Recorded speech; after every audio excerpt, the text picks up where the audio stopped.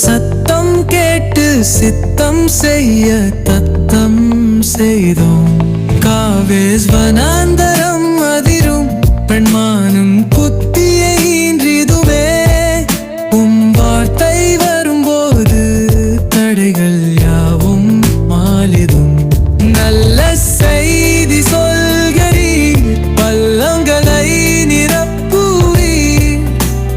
வார்த்தை வரும்போது குறைவு எல்லாம் நிறைவாகும். அக்கினி ஜாலை பிளக்குமே, கேதுரு மரமும் முறியுமே. வார்த்தை வரும்போது வேதனை எல்லாம் மாறிடும்.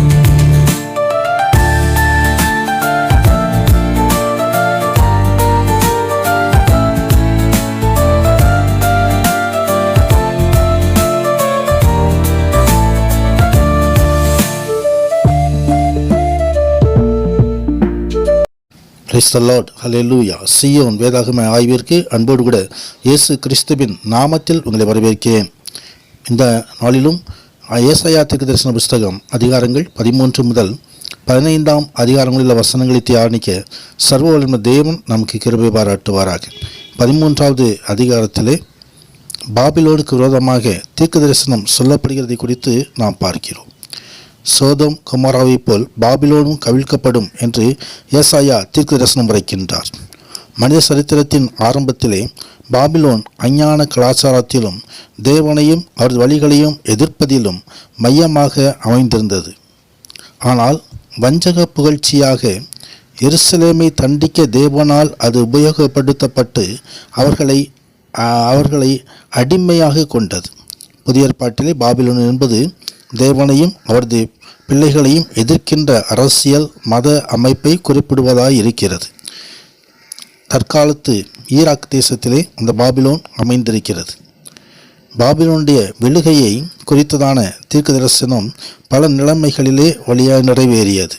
முதலாவது, கிமு 689 அசிரியர்களின் படையெடுப்பில் சனகரிப் என்பவன் அதன்பின் நேபுகாத்நேச்சரின் தலைமையில் மறுபடியும் அது வல்லமை பெற்றது. ஆனால் கிமு 539 மேதிய பெர்சிய ராஜாவாகிய கோரஸினால் அது பிடிக்கப்பட்டது. கிமு 518 அது மீண்டுமாக முற்றிலிடப்பட்டு முழுவதுமாக அழிக்கப்பட்டது. பாபிலோன் அழிவு என்பது இறுதி காலங்களில் உபத்திரவ நாட்களின் போது தேவனுடைய எதிரிகள் அழிக்கப்படுவதற்கு இது முன்னுதாரணமாய் இருக்கிறது. ஏசாயா இவ்விரண்டையும் இங்கே குறிப்பிடுகிறதை நாம் இந்த அதிகாரத்திலே பார்க்க முடியும். மனித மகிமை, மனித கண்டுபிடிப்பு இவற்றால் உண்டாகிய எந்த நினைவு சின்னமும் நிலையானது அல்ல. மனிதனால் உண்டாக்கப்பட்ட அனைத்தும் ஒரு நாளில் அழிந்துவிடும் என்பதை வேதம் நமக்கு சுட்டி காட்டுகிறது. தேவ மகிமை பூமியை நிரப்புவதாக. தொடர்ந்து 14வது அதிகாரத்திலே பாபிலோன் ராஜாவின் மேல் சொல்லும் வாக்கியங்களை தொடர்ந்து பார்க்கிறோம்.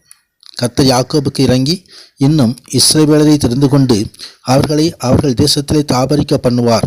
அந்நியரும் அவர்களோடு சேர்க்கையாகி யாக்கோபின் வம்சத்தாரே கூடிக்கொள்வார்கள் என்று சொல்லி அங்கே வேதம் தெரிவிக்கிறதை குறித்து பார். கர்த்தர் உன் துக்கத்தையும் உன் தத்தளிப்பையும் நீ அடிமையாக்கப்பட்டிருந்த கடினமான அடிமைத்தனத்தையும் நீக்கி உன்னை இளைப்பாறு பண்ணும் அந்த காலத்திலே பாபிலோன் ராஜாவின் சொல்லும் வாக்கியம், ஒடுக்கினவன் ஒளிந்து போனானே, பொன்னகரி ஒளிந்து போயிற்றே என்று சொல்லி ஆண்டவர் தாமே தன் பிள்ளைகளுக்கு ஒரு விடுதலை வாழ்வை தருகிற இந்த காரியங்களை குறித்து இந்த அதிகாரம் தெரிவிக்கிறது.